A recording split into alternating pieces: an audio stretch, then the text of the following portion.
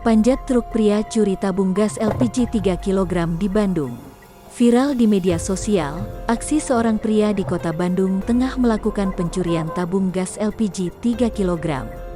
Kejadian pencurian tabung gas LPG 3 kg itu terjadi pada Minggu, tanggal 19 September tahun 2021, tepatnya di depan Pasar Ancol, Kota Bandung.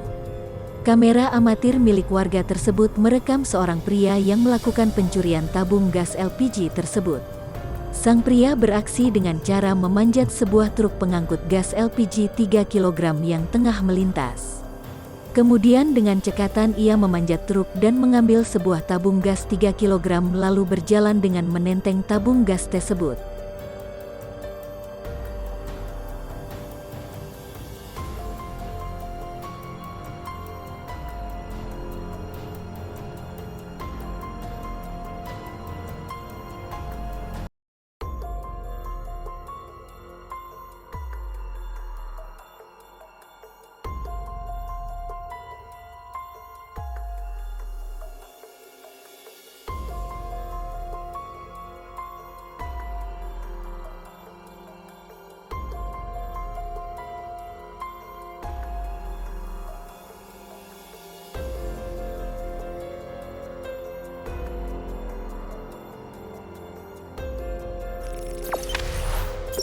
Jangan lupa subscribe, share, komen, dan like ya.